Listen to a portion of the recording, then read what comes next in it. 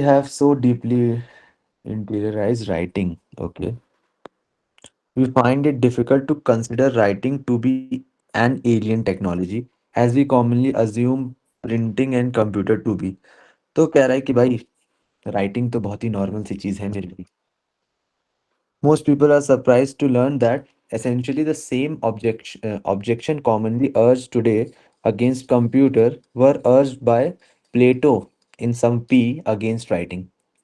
तो अभी के लिए जैसे हम लोग बोल रहे हैं ना कि कंप्यूटर में भी प्रिंटिंग थोड़ी एलियन एलियन टेक्नोलॉजी है, तो उस टाइम पे जब प्लेटो ने कहा था फॉर राइटिंग के लिए, क्योंकि तब लिखते नहीं थे लोग। तो प्लेटो राइटिंग, टुडे कंप्यूटर। ठीक। राइटिंग प्लेटो हैज सॉक्रेटिस से। राइटिंग प्लेटो हैज सॉक्रेटिस से। ठीक है। ओके। कोई इसमें कोई एक दूसरे का स्टूडेंट है? एरिस्टोटल। स्पेलिंग गलत हो गई। टोटल। टीएलई सही थी। प्लेटो और सॉक्रेटिस कुछ हायरार्की है, मतलब प्लेटो मुझे भी एग्जैक्टली exactly याद नहीं है, पर ये एक दूसरे के स्टूडेंट या टीचर ऐसे करके हैं। ठीक है। So writing is inhuman, pretending to establish outside the mind what in reality can be only in the mind। Okay.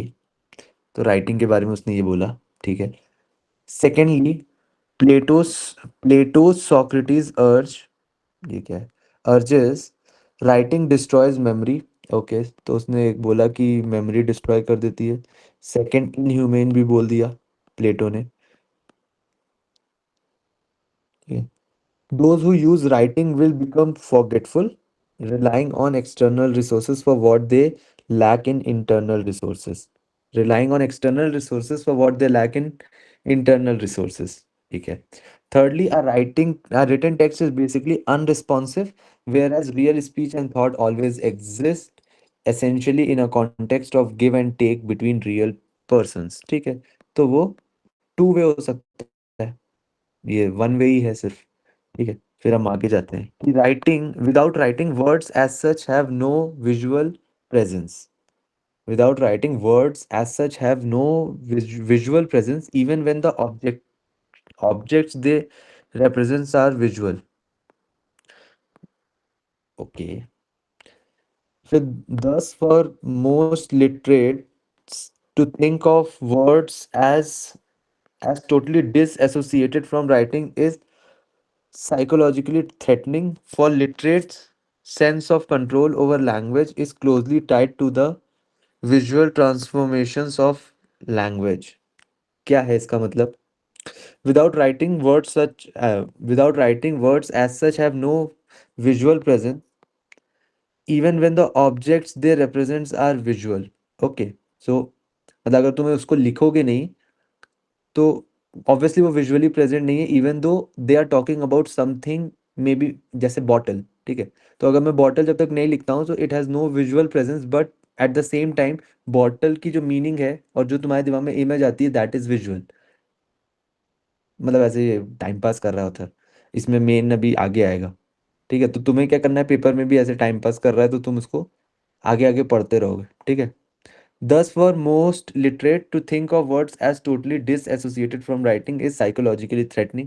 तो literates के लिए to think words as totally disassociated थोड़ा सा threatening हो जाता है। ठीक है। उसके बाद for literate, sense of control over language is closely tied to the visual transformation of language। क्योंकि जो literate लोग होते हैं, तो when like उनके पास एक, उनको कंट्रोल तब लगता है जब when they are closely tied to the visual transformation of language, like well while they are speaking they are also able to visualize those things। ठीक है। तो वो चीज़ है। तो writing makes words appear similar to things because we think of words as the visible marks signaling word to decoder, and we have an inability to represent to our mind a heritage of verbally organized material except as some variant of writing।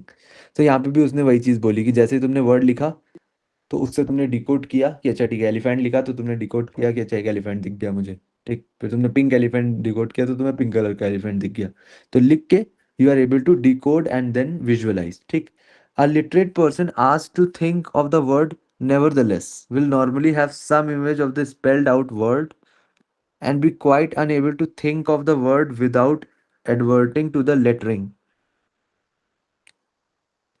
A literate person asked to think of the word nevertheless will normally have some image of the spelled out word, ठीक है, तो कुछ image बनेगी, and be quite unable to think of the word without adverting to the literal lettering.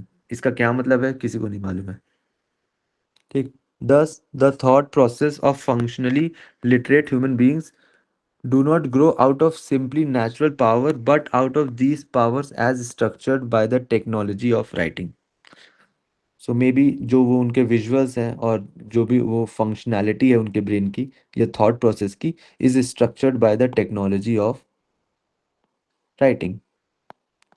अब देखो इसमें बहुत सारी चीज़ें हो सकती है, तुम्हें फर्स्ट हैंड में, तुम्हें क्या, मुझे फर्स्ट हैंड में नहीं समझ आ रही, ठीक. तो उसका क्या करना है, उसका कुछ नहीं करना है, क्या तुम्हें 100% पर समझना है, क्योंकि 100% नॉलेज तुम नहीं ही रख सकते हो अनलेस तुमने उस पर पूरी रिसर्च कर रखी हो, ठीक है.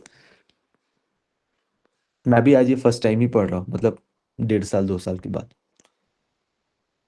ठीक. तो बट तुम्हारे लिए क्या इंपॉर्टेंट है, तुमने पहले लिखा कि अच्छा ठीक है प्लेटो अगेंस्ट था राइटिंग के, फिर प्लेटो ने इनह्यूमेन मेमोरी लॉस बोल दिया और वहां पे भी अनरिस्पॉन्सिव बोल दिया, नेगेटिव बोल दिया. फिर उसने बताया कि विदाउट राइटिंग की मतलब हम सोच ही नहीं पा रहे हैं, विजुअल रिप्रेजेंटेशन नहीं कर पाएंगे. Technology of writing is helpful in giving us structure, ठीक है. तो हम आगे आते हैं कि without writing human consciousness can not achieve it's full potential. तो देखो यहाँ पे ऑथर कह रहा है कि राइटिंग के बिना क्या नहीं हो सकता है. यहाँ पे प्लेटो ने कहा है कि राइटिंग का कोई यूज नहीं है. तो ऑथर और प्लेटो अपोजिट हो गए अपने स्टैंड में, ठीक है. Without writing human conscious can't achieve it's Fuller potential, can not produce other beautiful and powerful creations. Literacy is absolutely necessary for the development not only of science but also of history, philosophy, explicative understanding of literature, of any art, and indeed of for the explanation of language, including oral speech itself. Literate users of a grapholet, such as standard English, have access to vocabularies hundred of times larger than any oral language can manage. तो वो कह रहा है कितनी important है writing. Writing important है. Thus, in many ways, writing heightens consciousness. तो तुम ज़्यादा सोच पाते हो क्योंकि you have different words to think. Technology properly interiorized does not degrade human life but enhance it. तो उसने कह दिया कि भाई प्लेटो भाई तुम साइड हो जाओ, ठीक.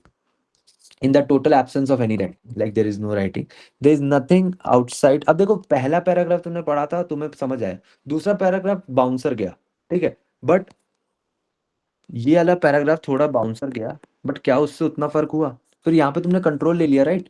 क्योंकि यहाँ पे तुम्हें स्ट्रेट फॉरवर्ड, यहाँ पे थोड़ा फिलोसॉफिकल ले आए वो, तो ऑब्वियसली उसका इंटरप्रिटेशन काफी एंड तक खुल जाता है, ठीक है.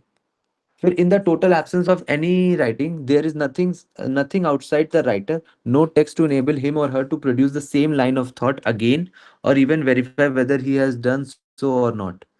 Absence of any writing में क्या होगा, there is nothing outside the writer, like अगर राइटर ने कुछ सोचा और he is not able to replicate that, वो बार बार नहीं लिख सकता है, तो no text to enable him or her to produce the same line of thought again or even verify whether he has done so or not. Verify he has done so or not का मतलब है कि मेरे दिमाग में एक idea आया तो मैंने लिख लिया उसको, ठीक है. अगर मैंने उसको लिख लिया तो आई नो कि I have done that idea, but अगर मैंने लिखा ही नहीं है तो I am also not sure कि ये मेरे दिमाग में आइडिया आया भी था कि नहीं आया था, समझे. Even verify whether he has done so और नॉट.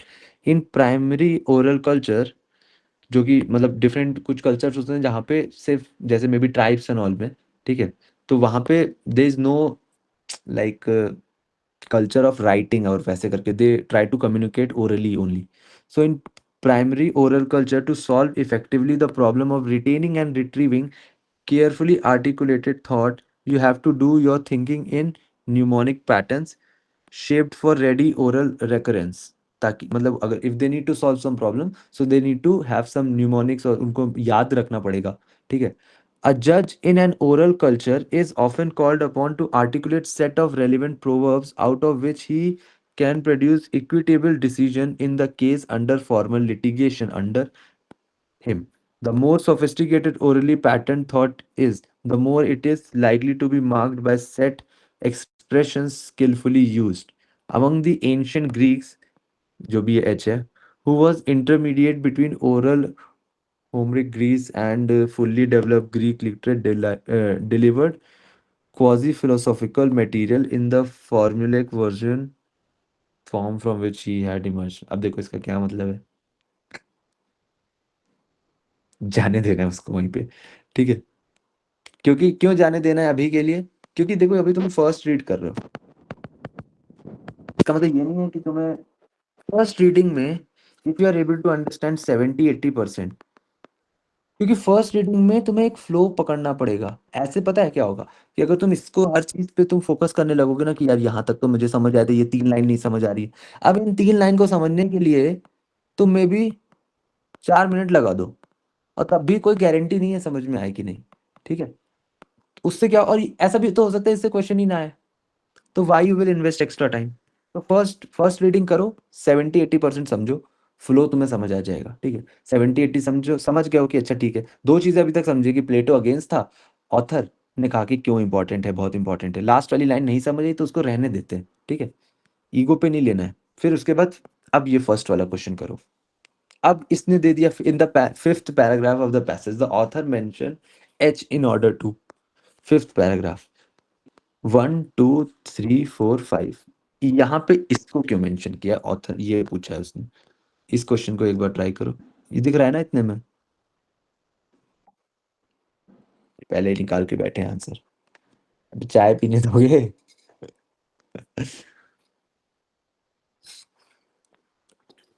बॉर्नविटा डाल लिया कॉफी की जगह।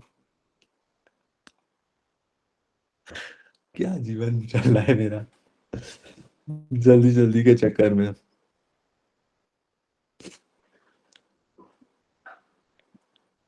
देख रहे हो कैसे third world first world problem है ये सब।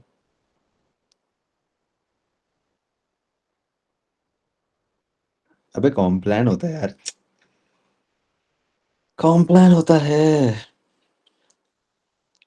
हम्म।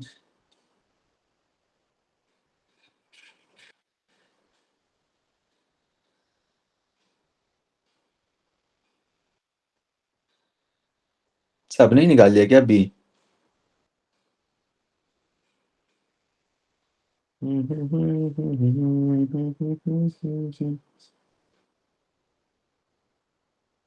काश गलत हो, थोड़ा सा मजा है फिर, पढ़ते हैं। हाँ मजा उसमें ही है, जो एकदम कॉन्फिडेंट हो उसमें फिर गलत हो जाए तो हो।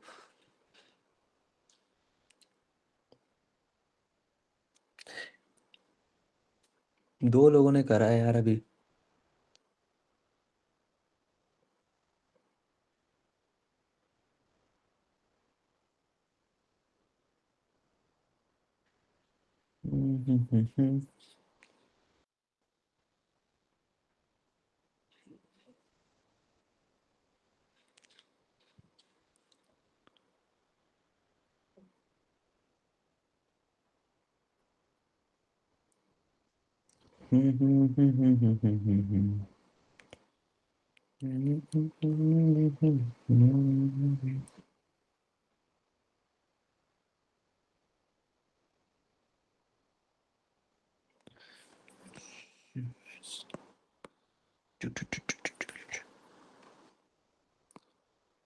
पढ़ते हैं।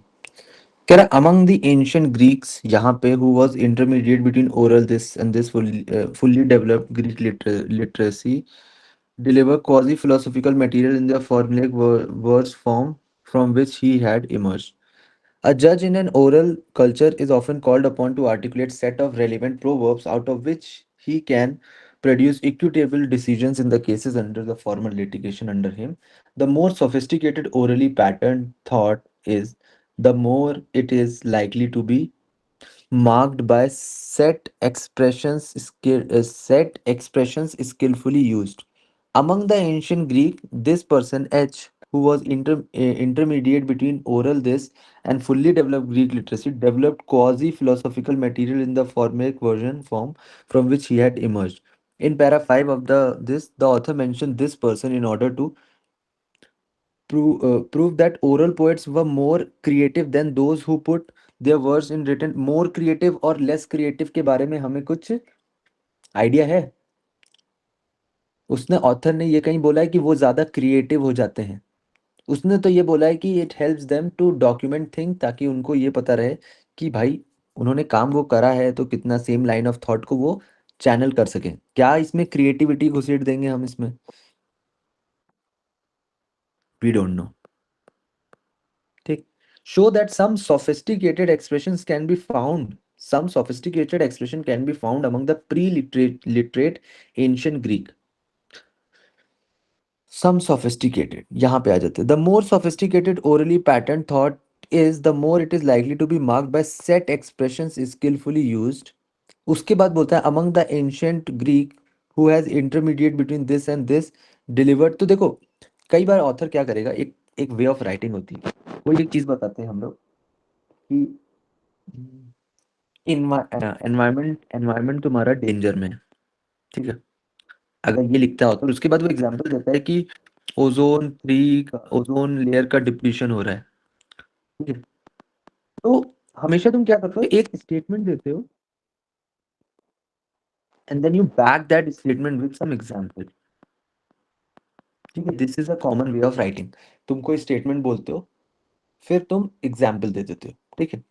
या तो दूसरा दूसरा तरीका होता है लिखने का कि एग्जाम्पल देते जाते हो। ये एग्जाम्पल, यार ओजोन डिप्लीट हो रही है, यार मतलब डिफॉरेस्टेशन हो रहा है, यार फ्लक्चुएशन इन रेनफॉल हो रहा है, ये सारी चीजें तुम एग्जाम्पल दे रहे हो। लास्ट में प्रूफ करने के लिए एक स्टेटमेंट की यार हमें अर्थ पे थोड़ा सा फोकस कर लेना चाहिए, राइट। दो ही तरीके से तुम बात करते हैं ऑथर। या तो वो स्टेटमेंट बोलते हैं कि अर्थ जो है डेंजर में, उसके बाद दे स्टार्ट गिविंग एग्जाम्पल, या तो वो एग्जाम्पल दे के बिल्ड अप करते हैं अपना एक स्टेटमेंट। तो यहाँ पे जो ऊपर की लाइन है वो क्या है? Statement है। नीचे की लाइन क्या है? सैंपल है। वो कह रहा है कि the more sophisticated orally patterned thought is the more sophisticated orally patterned thought is, the more it is likely to be marked by set expressions skillfully used। और उसके नीचे उसने वही सेम चीज बता दी। उसके नीचे उसने उसका एक एग्जाम्पल दे दिया कि हाउ यहाँ पे कैसे वो कॉजी मटेरियल डेवलप हो गया, ठीक है, which is like a sophisticated, ठीक है। तो तुम समझे ये कैसे, एक स्टेटमेंट दिया और उसका एग्जाम्पल दिया। तो probably show that some sophisticated expression can be found among the pre literate ancient Greeks. तो उसने ये एक रीजन हो सकता है ये बताने के लिए करा हो, ठीक है। फिर उसके बाद आता है demonstrate that a culture that is partially oral and partially literate form the basis of an ideal society. Ideal society का बेसिस है वो क्या? कहीं पे ऑथर ने आइडियल सोसाइटी के बारे में बात करी है कि बैलेंस ऑफ बोथ होना चाहिए? नहीं करी है। Thinking in mnemonics pattern is an unsuccessful memory device. देखो, मे बी ये पॉसिबल हो, मे बी ट्रू हो, मे बी ट्रू हो कि thinking in mnemonics pattern is an unsuccessful memory device. ये यहाँ पे मैंने मे बी लगाया है, ठीक। मे बी क्यों लगाया? कि ये ट्रू भी हो सकता है, ये ट्रू भी नहीं हो सकता है, ठीक है। बट क्या ये क्वेश्चन को आंसर कर रहा है? Is it answering the question? Question क्या पूछा गया है? ये तुम्हारा एक ट्रैप है। क्वेश्चन क्या पूछा जाएगा versus something which sounds good. की बात तो सही है कि यार न्यूमोनिक से may be unsuccessful memory device हो, बट उसने मेंशन ये एच पर्सन को क्यों किया था? ये बताने के लिए किया था कि there is some sophisticated expression that can be found, like. तो उसने बोला था सोफिस्टिकेटेड एक्सप्रेशन के बारे में, then he gave example. D वाले में thinking in mnemonics pattern is an unsuccessful memory device is like कि ये चीज ट्रू तो है, मे बी ट्रू हो सकती है, बट ये आंसर नहीं कर रही क्वेश्चन को। ये वही चीज हो गई कि अगर तुमसे 29 का स्क्वायर पूछ दिया, 29 का स्क्वायर क्या होता है, तुम कह रहे हो 27 का स्क्वायर 729 होता है, ऑप्शन ए। अभी ऑप्शन तुम्हारा दे रहा है कि कितना होता है वैसे 29 का स्क्वायर? 841, ठीक है, 841, ठीक है। तो दूसरा ऑप्शन ये है। तो कौन सा तुम्हारा ऑप्शन है? दोनों बातें तो सही है, ए भी उतने में अपने में, अगर ये क्वेश्चन हटा दो और ए स्टेटमेंट पढ़ो तो सही लगेगा। क्वेश्चन हटा दो, ए स्टेटमेंट पढ़ो तो सही लगेगा सो वो एक ट्रैप हो जाता है। तो यही एक ट्रैप है कि is it even answering the question. तो it is not answering this question, it can be something जो ट्रू हो but not answering the question. No sophisticated expression could be found, no sophisticated expression could be found among the, ये तो एकदम opposite हो गया। ये तो easy था, इस अच्छा इसीलिए भी निकाल रहे हैं। देखा, ऐसे बताया कि ऐसे उस, ये नहीं पता है कि सीख गए हैं थोड़ा, कि थोड़ा सा मोटिवेट हो जाए और फिर पढ़ लें जाके। उल्टा बताया। थक टीचर हुआ, ठीक है। अकॉर्डिंग टू द ऑथर, ये सेकंड वाला क्वेश्चन करो।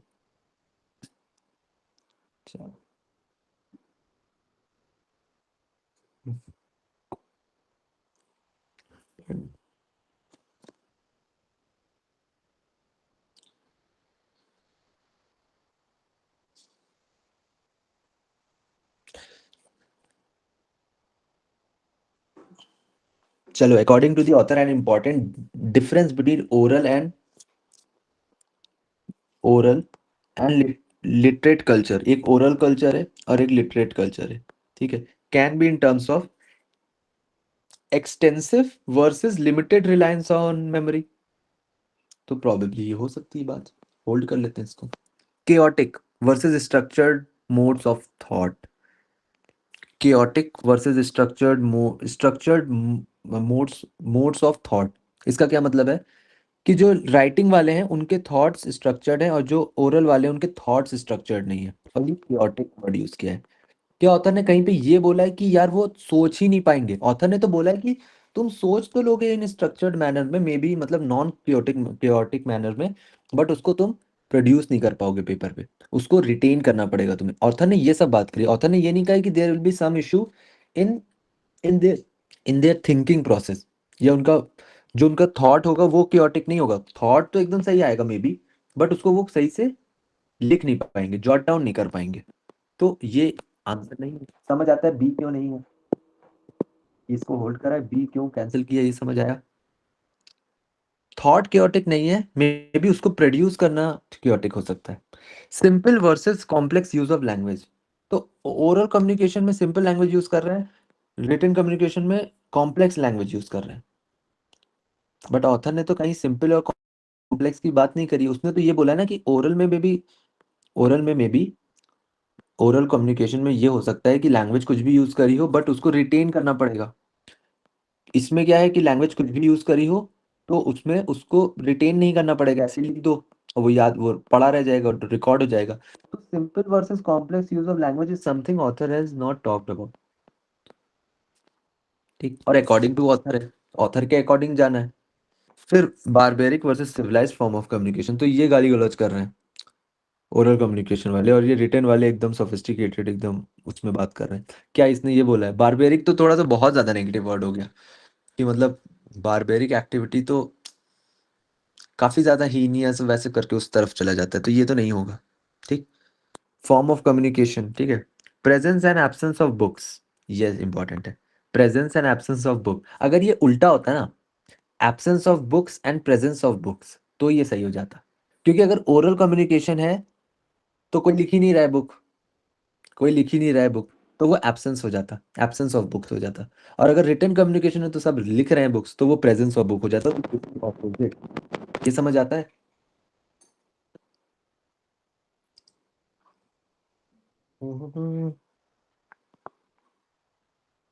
बॉर्नविटा पियेंगे, ठीक है। सेकंड हो गया। फिर थर्ड, ये समझ गया ना, सेकंड वाला, ई वाला अच्छा ऑप्शन था, ऑपोजिट था ये एकदम प्योर प्योर। फिर थर्ड है, the author refers to Plato in the first and the second paragraph, he brings the philosophers up primarily in order to।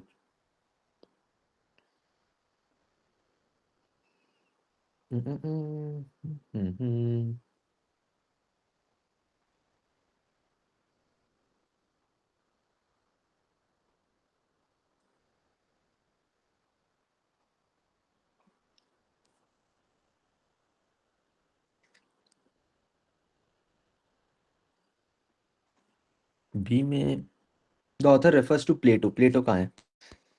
Plato writing, कैराइन is human pretending to be established outside the mind what in reality can be only in the mind, secondly, ये सारे issues बता दिए writing के साथ। तो उसने ये सारी चीजें बताई हैं, ठीक है। थर्डली ये भी बोल दिया कि अनरिस्पॉन्सिव है। विदाउट राइटिंग फिर ऑथर ने अपना पॉइंट दिया। तो उसने प्लेटो को अगेंस्ट राइटिंग के बारे में इंट्रोड्यूस किया है, ठीक है। Provide an example of literate Greek philosophy. Provide an example of literate Greek philosophy. किसी को कुछ बोलना है? Plato was against the writing. Plato was against writing, हाँ। तो देखते हैं। He brings the philosopher up primarily in order to, ठीक है। ही ब्रिंग्स द, एक रिक्वेस्ट है कि प्लीज हैंड रेस कर पहले करते हैं। हैंड रेस स्पेलिंग गलत कर दी मैंने किसी दिन तो। The author refers to Plato in the first and the second paragraph. He brings the philosopher up primarily in order to, mute कर लेना जो भी है।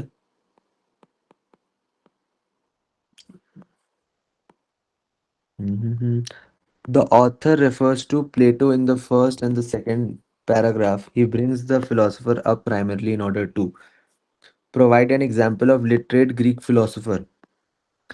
See, literate Greek philosopher हो सकता है प्लेटो कि काफी ज्यादा लिटरेट हो, काफी ज्यादा पढ़ा हो, बट ऑथर ने इस पर्सन को यहाँ पे इंट्रोड्यूस करा है ये बताने के लिए नहीं कि एक एग्जाम्पल देने के लिए कि ग्रीक फिलोसफर एक लिटरेट का, बल्कि उसने ये करा था कि राइटिंग के अगेंस्ट था प्लेटो, ये बताने के लिए। तो दिस इज अगेन वही वाला trap, not answering the question may be true.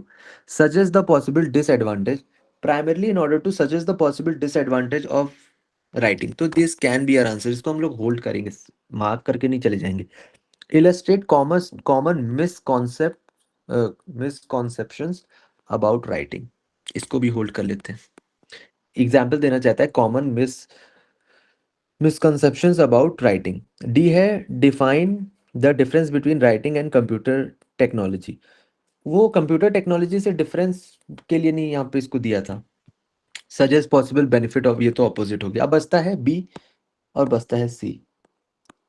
B कह रहा है तुम्हारा कि suggest possible disadvantage of writing, कि भाई अनरिस्पॉन्सिव है, कि भाई मेमोरी पे क्या कहते हैं वो, अनरिस्पॉन्सिव इनह्यूमन है मेमोरी, मतलब अगर तुम्हारी लूज हो जाती है, मतलब वो तुम इतना यूज नहीं करते मेमोरी का।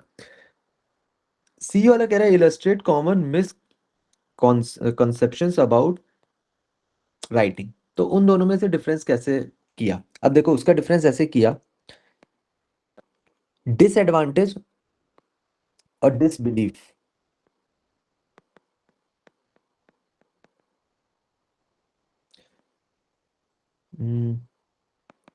में फर्क क्या होता है। जो दूसरी चीज है वो सच में ट्रू नहीं है, बट जो मतलब डिसबिलीफ हो गया है कि लोगों के दिमाग में एक सर्टेन इमेज बन गई है, ठीक है, उसको हम लोग कहते हैं मिसकंसेप्शन हो गया है, ठीक है। दूसरी चीज होती है कि डिसएडवांटेज, मतलब कि उसका जेन्युइनली है डिसएडवांटेज, ठीक है। तो ऑथर ये कहीं पे ये नहीं बोल रहा है कि ये तो एकदम मतलब एक गलत इमेज बना दी है राइटिंग की। ऑथर ने कहा है कि भाई कि ये सारी चीजें तो ठीक है, अनरिस्पॉन्सिव है, क्योंकि यहाँ पे देखो लॉजिकली तो सारी चीजें सही बोल रखी है उसने, ठीक है। तो ये डिसएडवांटेज है of a certain thing rather than miss misperception, समझे। तो वो डिसबिलीफ में नहीं आएगा, डिसएडवांटेजेस में आएगा। तो इन दोनों वर्ड्स में ये डिफरेंस होता है। डिसबिलीफ होता है कि जो चीज ट्रू नहीं हो बट उसको पोर्ट्रे करा जा रहा है उस सेंस में। यहाँ पे तो जो चीज है जिस जैसे पोर्ट्रे कर रहे हैं वही वो चीज भी है, समझे। अब वो हैंड रेज जो किया था वो पूछे यश। इस चीज को हम इस तरह से इंटरप्रेट कर सकते हैं कि हम बी और सी में, जैसे बी में लिखा है डिसएडवांटेज ऑफ राइटिंग और मिसकॉन्सेप्शन। हम्म मिसकॉन्सेप्शन एक थॉट होता है और डिसएडवांटेज ऑफ राइटिंग मतलब इम्पैक्ट कर रहा है, तो इम्पैक्ट के थ्रू हम इसको ले सकते हैं, और मिसकॉन्सेप्शन एक सिर्फ थॉट होता है। बी में बोल रहा है कि डिसएडवांटेज मतलब वो दिखा रहा है कि जो राइटिंग है इसके क्या क्या डिसएडवांटेज हैं, इसका क्या इम्पैक्ट आ रहा है, कि अगर हम लोग लिखते हैं तो हमारी मेमोरी लॉस हो जाती है, ये इम्पैक्ट है। पर मिसकॉन्सेप्शन क्या होता है, एक थॉट है सिर्फ। इस तरह से ले सकते हैं क्या? हाँ, ले सकते हैं, ऐसे भी सोच सकते हैं, बट वही डिफरेंस तुम्हें पता होना चाहिए डिसएडवांटेज और मिसकॉन्सेप्शन का।